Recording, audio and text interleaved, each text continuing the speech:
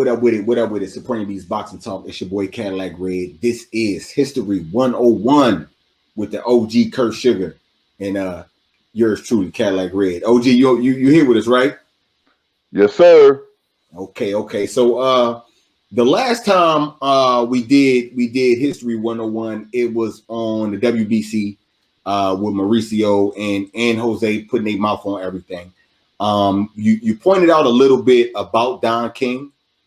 I wanted to do this originally last month for Black History Month, but I didn't know if this was going to turn out to be something good or something bad with him because I don't really know the particulars myself. So I say, let me wait.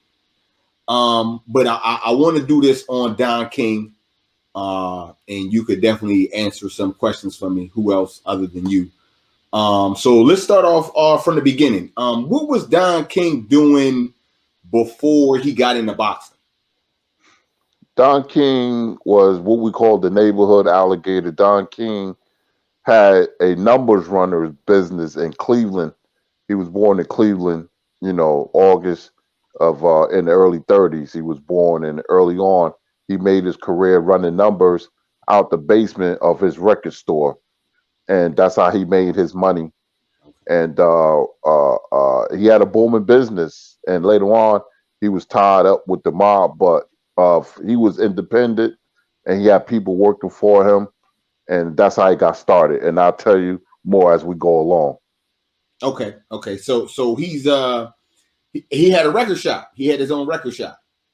With somebody, but his real business, that was the front. Yeah, it was the real business was in the basement where he earned his money running numbers in the neighborhood. Okay. So he's running numbers. He and this is right before he got into boxing, or was it anything else that propelled him into boxing? No, this was way before he got into boxing. This was in the 50s where, most hoods, black areas, the number one business was running numbers. And this is in the 50s until he got in trouble when somebody tried to rob him, and he killed a man by the name of Hillary Brown in 1954. He had shot him in the back. Okay. So the dude tried to rob Don King, and we all know, you know what I'm saying, Don is definitely with the shits, you know what I'm saying, and he will put one up in you real quick. So he kills the dude. Does this go to the police? What happens with all that? Well, after Don shot him, it was ruled justified homicide. So Don didn't serve any time. There was no conviction. It was ruled justified self-defense. And, Don didn't beat it because it wasn't nothing to beat. He tried to rob Don. Don shot him, and that was it. He proved that, the dude was in the wrong, and Don King did nothing wrong but protect his business. They knew he was running numbers, but this was a robbery gone wrong. And 1954, Don got off for justified homicide. Okay.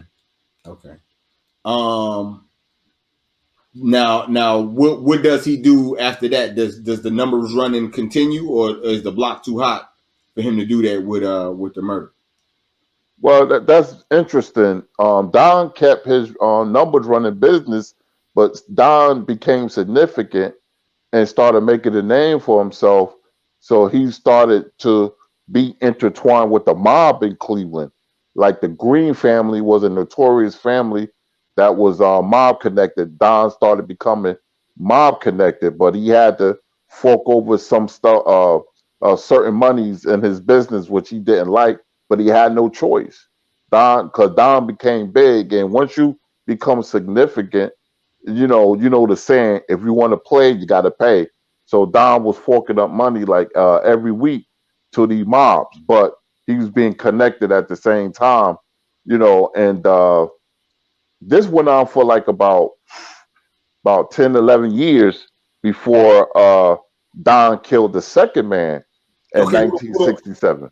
Okay, so hold on. Before we go to that, I want to ask you, because this is very important with the ties to the mob, and I don't know if you can answer, but was this something that Don was making money and the mob said they wanted a piece of it, so he had to pay taxes that way, or this was something that Don presented to the mob, like, yo, I do this, I could pay taxes if I could get in and get those connections. No, they came to Don because Don name was getting big, Okay. and they wanted Don to pay taxes. That's why I said you gotta, if you want to play, you gotta pay. Mob used to say that all the time. Don didn't want to do it, but Don had no choice because if Don didn't play by the rules, Don wouldn't have been here. Don would have been disappeared, but he had no choice but to pay taxes on his business. Okay. And so that leads me to believe that Don, once he got in there and he said, well, if this was going to be and I have to pay my tax and I'm going to be a part of this, oh shit, I get all these amenities. Let me push my amenities forward. Could that be the case? Well, it was more like, the mob, the way it worked, it was more like, when you become significant, the mob want a piece of what you got. It's just like if you had a business, it's called a bust out. The mob wants your business and they bust the joint out until they can't suck a dollar out of you anymore. Then they burn the joint down. It was nothing. At early stages, Don wasn't in the mob, but he was in bed with them because they was, his business was significant, like I said, and he was paying taxes. So they kind of knew who Don was, but early on, this was we in the early stages. He wasn't doing business with them as a partnership. He was just forced to pay money. Okay, so yeah, he was like one of the, you could say, an entry level taxpayer. You could say he didn't have any weight and he didn't do any business. He just paid taxes. All right, Right. so go ahead and continue. Okay, so it was another murder that he was involved in or that he committed, or go ahead with that. I'm sorry. Now he committed this one because in 1967, one of his employees owed him like about $600, and he went missing. Don found him and beat him to death. Don stomped him out, and Don went to jail after he killed the second man. What was his name? I think Sam Garrett. Yeah, that's the name. Don stomped him to death, man. Man, Don was something else, and Don went to jail for 3.5 years. First, hold up right there. You telling me Don stomped this dude out and killed him and only got 3 years? Yeah, it was homicide. Yep. Manslaughter. Not first degree murder, not second or third. Manslaughter, which is the more lenient sentence in a murder, and he only did for good behavior and all that. Don only did 3.5 years. And did the mob have anything to do with him getting that leniency? Nobody can't prove that. I don't think he was clicked in with the mob. That happened later. Okay. That happened later. I know, and I know why. I know when it happened, but nah, Don was just the judge just said, Don was like it was an accident and this happened, that happened, and he just got a lenient sentence. That's all. Man, I accidentally stomp a nigga out to death. Okay, you know what I'm saying? That's a good lawyer team right there. He must have had a strong lawyer team. Okay, so after he does the 3.5 years, what happens after that? Well, Don had a vision. The first vision was Ali versus Frazier one. This is where Don King, the boxer promoter, was born. Don ain't had no connections. Don didn't have nothing. But what got Don into the boxing game, he had a singer, a friend. His name was Lloyd Price. And Lloyd Price knew Muhammad Ali. So Don told Lloyd that I'm throwing a benefit, a charity, and I want Ali there. We're going to build a hospital in Cleveland, so I want Muhammad Ali to attend. That's what started Don King as a promoter, and Lloyd went to Muhammad Ali, and Muhammad Ali came. So Don pulled it off, and Don was rubbing shoulders with the most popular fighter ever, Muhammad Ali. That's how he got started. Okay. So It was the charity event with his homie. Now, that's crazy how empires like that get started off something humble, something small and humble. Okay, so after the charity event, he's rubbing shoulders with Muhammad Ali. What happens after that? That's when the vision really grew because Don saw opening, but Don had to team up with a boxing promoter. He had to get in. So he had a small town boxing promoter in Cleveland by the name of Don Ilbaum, a Jewish boxing promoter. Don partnered up with him because he had the money, and that's what Don needed. And Don became a boxing promoter through Don Ebum. He had a company. He was working for Ebum, and later that year, Don started talking to Muhammad Ali people. This was around about like 1973. And then in 1974, Don's first promotion was the Rumble in the Jungle, Muhammad Ali versus George Foreman. He went from nobody to somebody in seconds, it seemed like. Man, come on, man. That was his. You can't do that, OG, man. I thought Don that was a hustler. some small club shit up first and then got into that. This was his first giddy up, was the Rumble in the Jungle? His first one.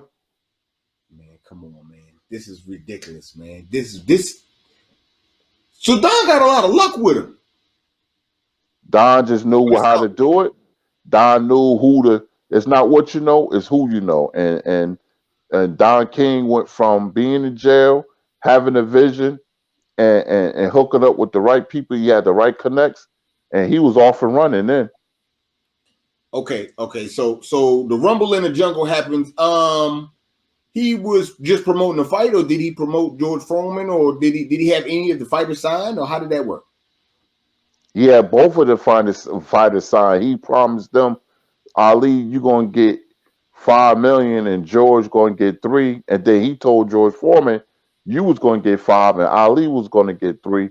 Well, both of them wound up getting $5 million because when Don King went to Africa, he got the money, $10 million from the president, the government of Zaire, which is Mobutu, put up the money. Okay. So Don did everything right, and not only did they got paid, but everybody made their money back. Mobutu made his money, Don King made some money, and Ali and Foreman got their money. That's the true nature of a hustler. Okay. So see that right there, and I think that's what is going to be something that we might have to come back to as we talk. His first giddy up, everybody came out winning. It was no losers. Nobody was upset with anything. They got what they was promised to each other. Don got his payment. Mobutu made his money back for paying for the site fee and all that other extra shit. So everything works out wonderful. What happens after this? Well, Don King name started ringing out because going back to Ali and Foreman, he had the spinners, he had James Brown, he had everything. Remember something? That fight did 1.1 billion views. 1.1 billion, not million, billion people saw that fight. So everybody made money. So after that, Don King name became huge, big. He then promoted the fight a year later. He put another big fight together. This was Thriller Manila, Ali versus Frazier. It was over then. Don ruled after this fight. Don was the promoter after he did Ali versus Frazier. Okay. So I got a question. I thought Muhammad Ali was with Bob Arum and the promotional company that he was with the Muslims. How did Don King come into that picture with Ali? Well, Ali contract was up, but Bob Arum wanted to do the Rumble in the Jungle, but Arum didn't promise Ali $5 million. Nobody thought Don King could raise that money, and Don King fooled him. So Ali went to the highest bidder, which was Don King, because Don King gave Ali $100,000 just to talk to him and be like, "Hey, this is your John Hancock. This is $100,000." So they still didn't believe in King. They said if things don't work out, we get to keep the money and we get to go where we wanted. We'll go with Bob Arum. And Don King said, "Take this check and you'll have your money. You'll have another $100,000." Don King was a hustler, and Don King outbidded Bob Arum to get Muhammad Ali. That's how he got the fight. So it sounds like to me, Don King, like you just said, was a hustler, and Bob Arum was some sleazy lawyer motherfucker that don't know nothing about getting that paper. Is that what you're trying to say? Bob Arum knew, but he was up against somebody that was from the street, man, and we both know, that's the best kind of hustler from the street. Yeah, Don yeah. King was very smart. Don King dropped out of college. Don King wasn't no dummy. He was book smart and street smart. He went to Wright University, and no, he went to Kent State, in Ohio. So, but Don was bored. Don dropped out. Don wanted quick money. He had a vision, and he stuck to it, and it paid off. He gambled, and he won. All right, all right. Okay, so he does the Thriller in Manila, and that goes crazy. You said 1 point something billion. That was a Foreman fight. The Ali and Frazier fight, the third fight, did like 400 million, maybe a little more. That's even crazy numbers. And that's like in the 70s, right? That's in the 70s. Yeah, this is in 75. Yeah, that's absurd numbers for the 70s. So so after he does that fight, is that when was he robbing people in between those two fights? I mean that you know what I'm saying? Yeah, those two fights, was he? Or that didn't start yet. He was still doing square business. Yeah, that didn't start till the 80s. He was doing square business. He had to be square to get himself in the door. Okay. So Don King was on an up and up then. Okay. So after the Thriller in Manila, then what? What happens after that? Well, Don King name was, he just went, with the words, the personality. Everybody knew who Don King was. He didn't need Don Eblum no more. That was his partner. It became Don King Productions, DKP. He had his own promotional company then, and he started promoting fights. He started signing fighters, too many to name. I mean, he had everybody. See, in boxing, whoever has the heavyweight champion control boxing, and Don King controlled boxing at that time. Don King had every star fighter you can name, like at least 85% of the champions in boxing. Don King just took off. He was promoting small fights, big fights, mid-sized fights, everything. Okay. So he's doing he's promoting all this, and he has the heavyweight champion. Right. Where does things go wrong? Everything seemed like it was great. I mean, this is still in the 70s, or is this the beginning of the 80s? Well, this is beginning of the 80s. I start hearing about fighters getting ripped off. Tim Witherspoon, who reportedly made $1.8 million and brought home $90,000. Don King charged him from everything from towels to everything, man. And he ripped Tim Witherspoon off really bad, man. Don King is the type of promoter, if you're not smart with your money, Don will get you. Now, see, the thing, what people don't know, Supreme, he didn't rip off everybody. He ripped off certain people who wasn't up on their business. He took Tyson, because Tyson didn't know what was going on. Remember, he promoted Holyfield, and Holyfield got all his money. He never ripped Holyfield off because Holyfield was up on his business. Okay. So that's kind of crazy. So he only robbing suckers. But like you said in the beginning, it wasn't. Tell me about when he came? When did he become thick in the mob? Was this before the Rumble in the Jungle, or when did that happen? This happened, I believe, after Ali and Frazier, because boxing all in the mob was always married together. That's when it came to Don King, and they had like a partnership. This was like after the Thrill in Manila, so I would say somewhere between 76 and 77. Don had friends at high places. He called them friends, but we all knew that they was mob control, because Don used to get in trouble with taxes, being investigated at FBI. But strangely, nothing never happened to Don. Don became untouchable because of his connections. Okay. So Don doing the same dirt, and we discussed this, like I said, when we was talking about Bob too. He was doing the same dirt that Bob was doing, but he was untouchable because he had the right backing. Right. Okay, so let me ask you this: when he does after the Thriller Manila, he links up with the mob. Is that when he links up with the WBC as well, with the organization, like with a sanctioning body, or how did that work out? Well, that came a little before, when he had Muhammad Ali. Jose Suleiman and him became very good friends, man. And that's the only guy that controlled the WBC. They was like in bed together. If you was a Don King fighter, you was getting a shot at the WBC title, but you had to sign with Don King, and not one fight, but a multi-fight deal. That's how Don King got you. But you was getting a big fight though. Okay. So and I do want to point out throughout all this, even with in we like what almost in the 80s, you know what I'm saying? Throughout all this, Don King always set up big ass fights. He always set up the big fights. Don Go ahead. Don King had the best cards and the biggest and best fights in boxing history. Believe that. Okay, so now let's go to like you were saying. Let's go to the 80s.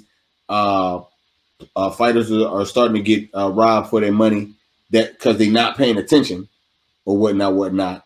He had a stronghold in the 80s. Am I right or wrong? Oh right. Oh, that's Don King was in his prime in the 80s. Okay, and if am I mistaken? Is this around the same time that the Four Horsemen and Bob Arum was doing anything too, or no? Yeah, this is around about the same time. Yep. Okay, so he was able to still have a strong hold on boxing, even though Bob had the Four Horsemen. Right, because Don had the heavyweights and Don had most of the fighters. Bob Arum had, Leonard, and them, and Hearns. He was doing them fights, Hearns and Hagler. But Don King, they became rivals.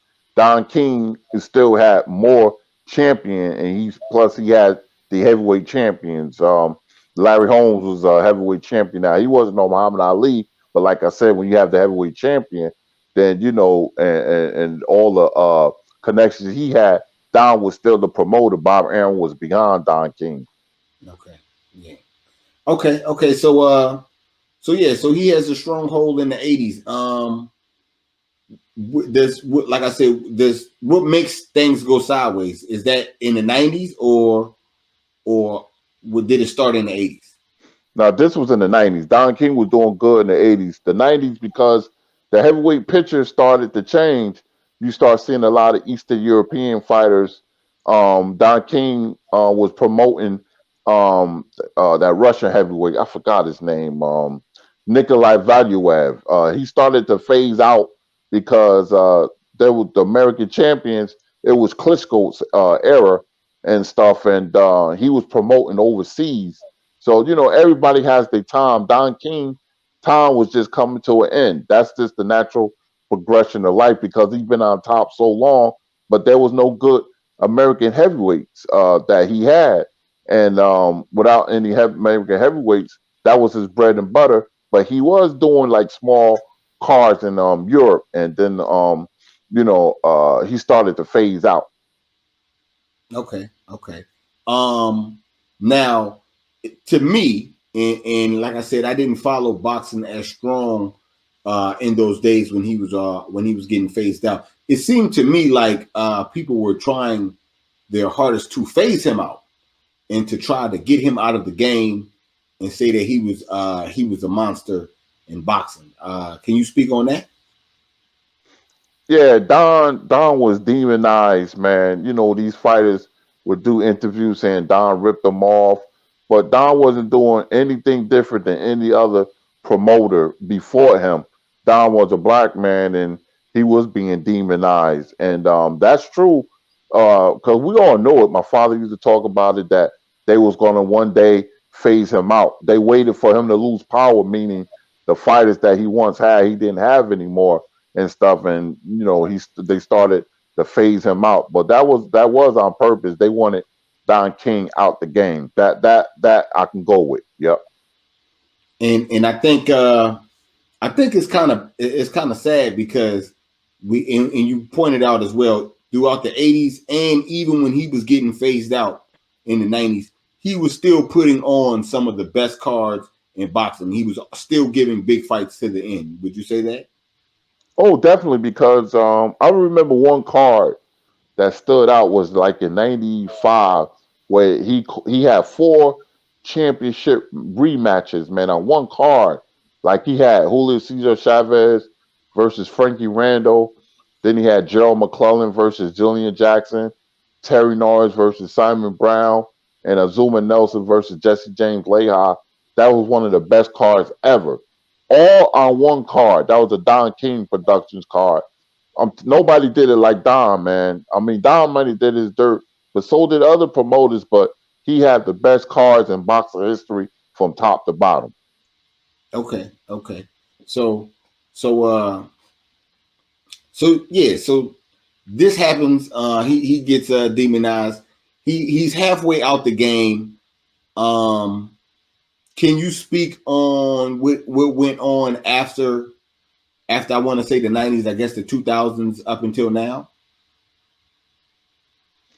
Well, it was, Don King was, started to fade in oblivion. And then you had like Bob Arum was coming into play.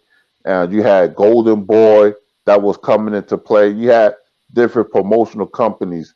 The PBC started making a name for itself and stuff. So you had other promotional companies, but Bob Arum was still hanging in there. And as of today, because let's face it, man, it was what got Don King out the game basically was racism, man.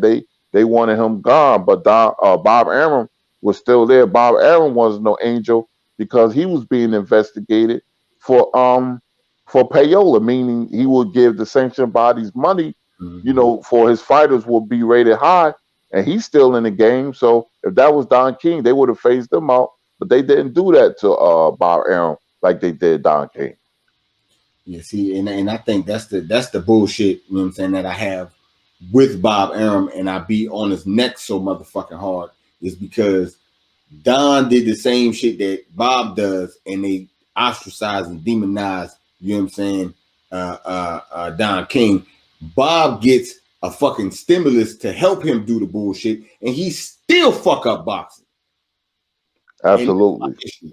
That's my issue. Like, how do you get help where the motherfucker that does the black guy that does the same shit that you do gets demonized and you still fuck it up with? If Don King had the help that Bob Arum has, I think boxing would be in better shape.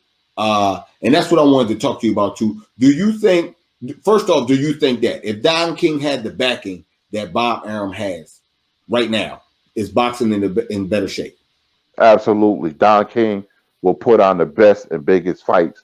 The cards will be different. Don King used to force them guys to fight. Don King didn't play that, man. Don King believed in putting on the best show for the fans. That's why I respect Don King. But, listen, being a black man, they don't want to play. They don't want us to play no games. They want to neutralize everything. They couldn't wait for Don King to get out the game because they could never get him. They tried putting him in jail and all that. That never happened. But eventually he got phased out. But Bob Arum's still here, and Bob Arum did dirt as well. But if Don King had fighters like these promoters, we would see the best and biggest fight. We would have been seeing Terrence Crawford versus Errol Spence Jr. Okay, okay. Let me ask you this. So because Bob old as fuck, you know what I'm saying? Don is up there in age as well. When Don was running the game, where the fuck was Barry Hearn at? He was doing small cars in England and stuff. I mean, it was just different because Don was so big, you didn't hear about anybody else. Don King and Bob Arum in the 90s ran boxing. You had other promoters Cedric Kushner. These was small time promoters. Who else? I can't name off the top of my head. Damn, they names escape me. But I remember these small time promoters. But it was Don King, Bob Arum. Every time you watch boxing, 99.9% of the cards you seen was either King or Arum. Everybody else didn't matter. Okay. Okay. Now,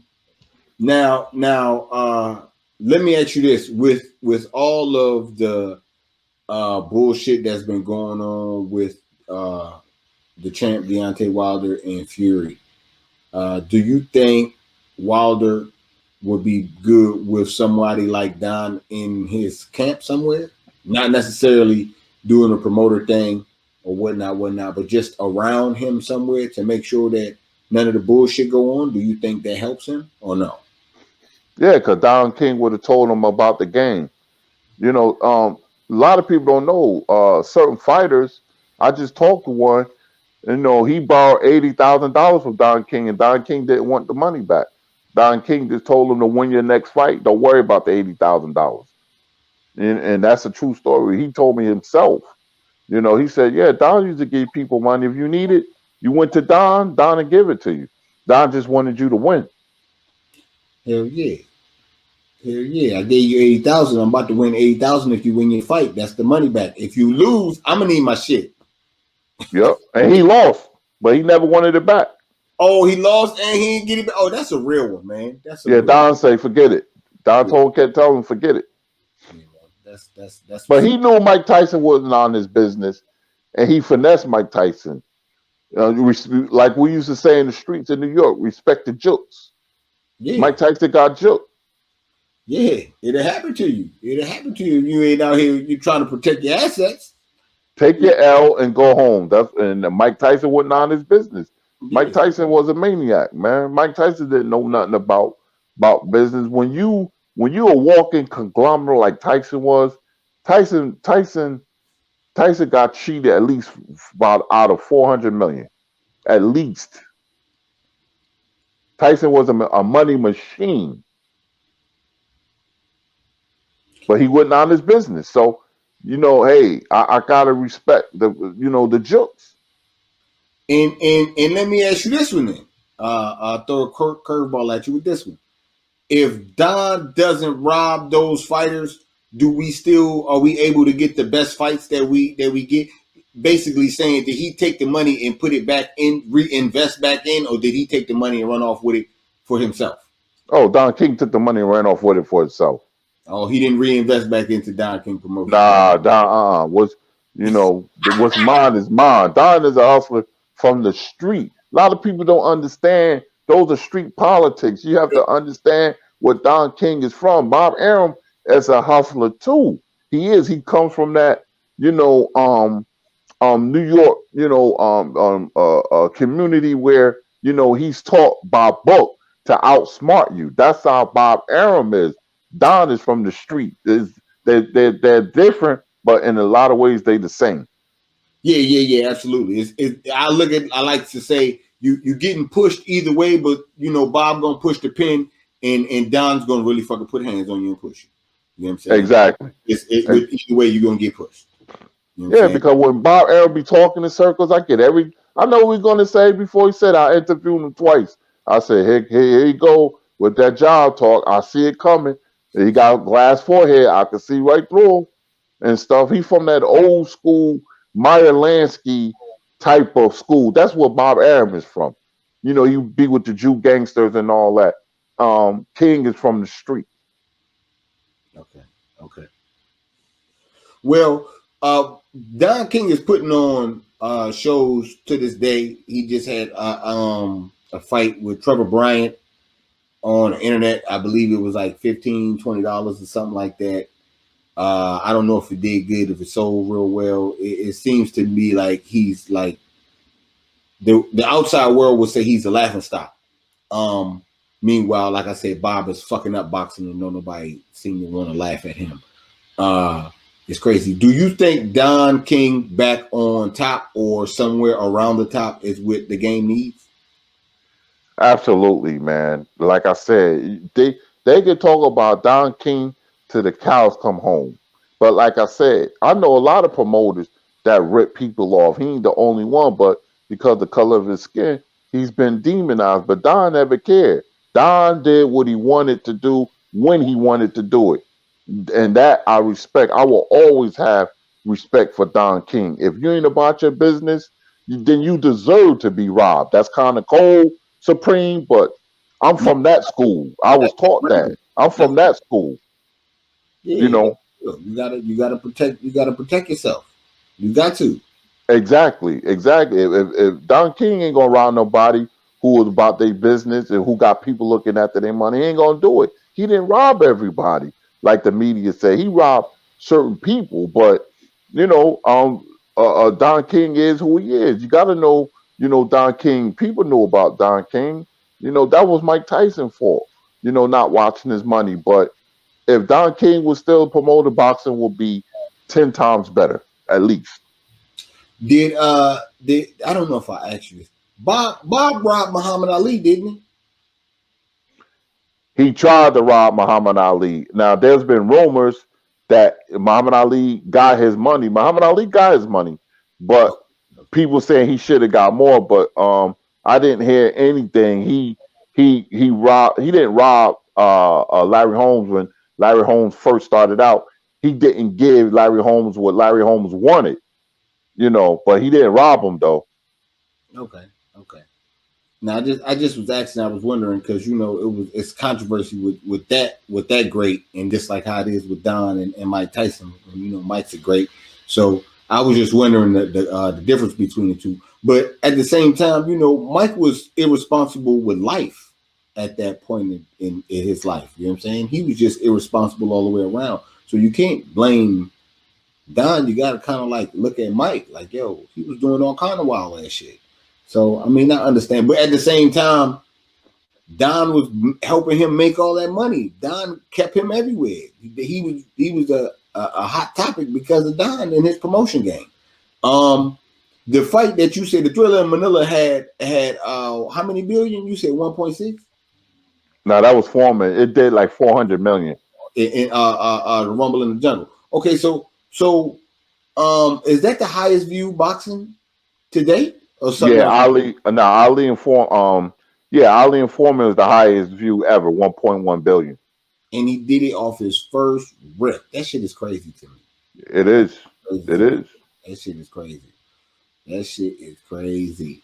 Um, all in all, man, like I said, I'm glad you helped me shed some light on this, man. I think the game needs him. Because right now it's a lot of fuckery going on with hiding in boxing, and it's not the cards that we want. And I think that if he had the type of stimulus package or the type of machine that Eddie Hearn has, or that Bob Arum has, I think that it'd be the game will be right. It'll be better than what it is. I ain't gonna say 100% right, but I think it'd be way better than what it is right now. Let me ask you one more before we get out of here. What do you think if Don King put his mind together with the group Triller? Do you think that'll turn out to be something good? Yeah, because nobody knows boxing like Don King. Don King know what the public wants. Don King knows. He knows that in boxing, when you put on the best fights, they will come.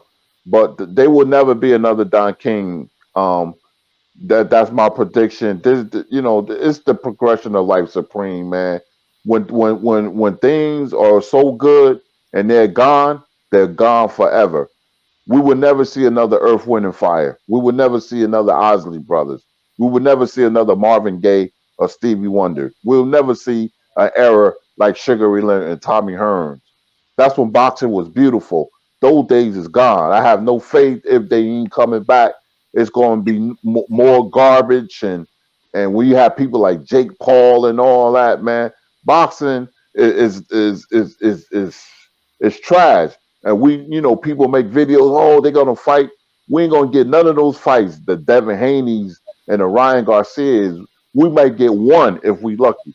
Man, Crawford and Spence should have fought. They should be on the second or third fight right now, man. This is ridiculous. When Tommy Hearns fought Sugar Ray Leonard, they was 22 years old and 25 or 26 years old, respectively, man.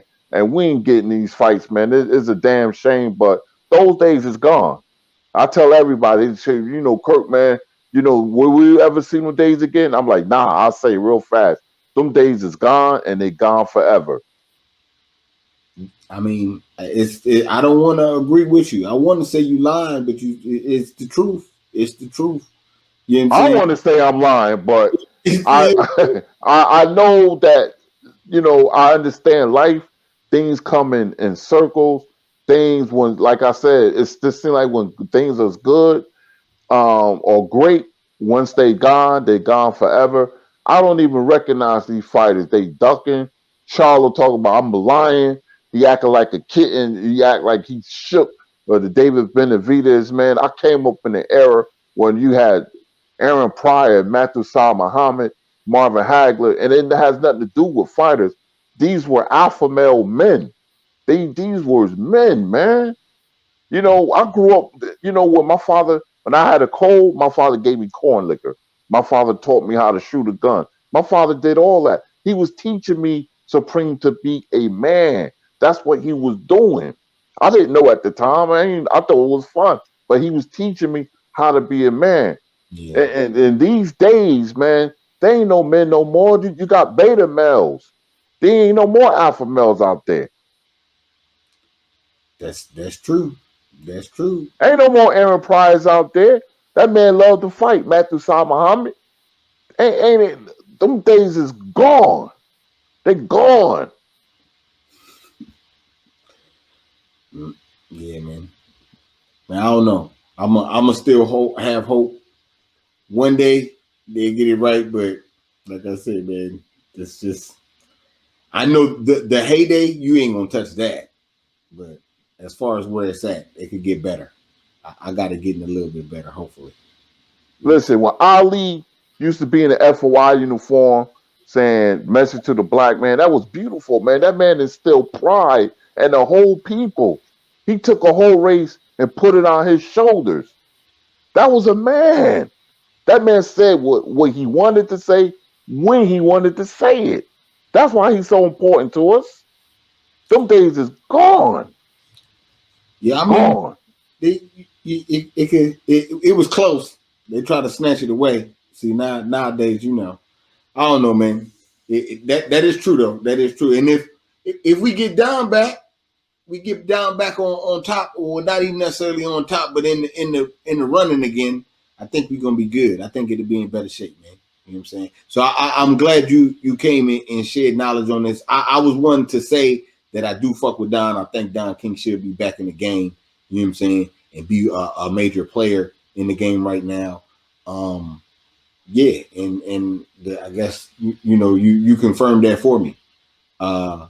Definitely. So yeah, man, OG man, thanks again, man. Thanks again. Yeah, no problem, man. No problem at all. Yeah, so we'll go ahead get out of here on that note. You want to tell the people how they can follow you? Yes, sir. I'm on Blue Blood Sports TV Monday through Friday, about 6 p.m. Eastern Standard Time, sometimes 6:30. And on Thursdays, I'm on Stormy B Man's Three Wise Men in Boxing with Stormy B Man, Scrapbook Boxing, and myself, Curtis Anderson, aka Kurt Sugar. Yeah, you know what I'm saying. And if y'all could see on the background, you know what I'm saying, I got my book, my Stormy B Man book right there, and Scrapbook book underneath there. Yeah, you know what I'm talking about. Yeah. I read. I could read. You know what I'm saying. And they got good pictures in those books. You know what I'm saying. They drop good history. You know what I'm saying. Definitely. Thanks again, once again, OG. I definitely appreciate you coming out. You know what I'm saying, showing love. No problem, man. No problem. Anytime. We'll do it again, man. I'm just going to chill for the rest of the day. maybe I'll watch an old school fight, man, like they used to do it. But it's always a pleasure. Yeah, man. Like I said, thanks again. And we'll get out of here on that note, man. You know what I'm saying? Supreme Beast Boxing Talk. It's your boy Cadillac Red, History 101. You know what I'm saying? With the OG Kirk Sugar and myself. And yeah, man, we'll holler at y'all in a minute, man. One.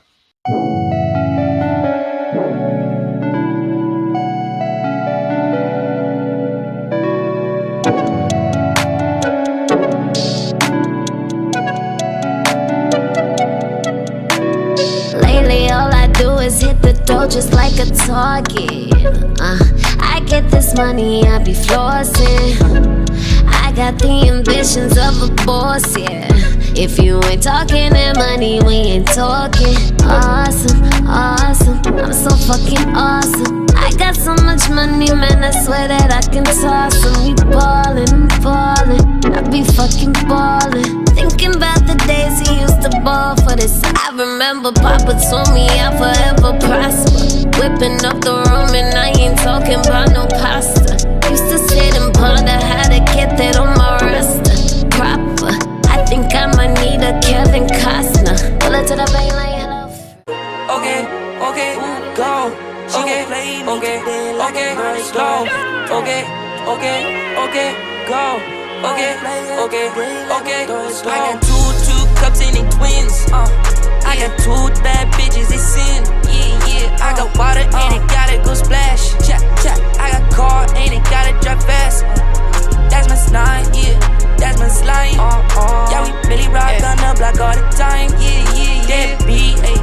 On them block, till we see the cop and then we dodge the spot. Did your car, is it was hot? I had to use a fucking snow to hide a rock, but it was melting, that shit was hot. I needed 400 degrees Fahrenheit, okay,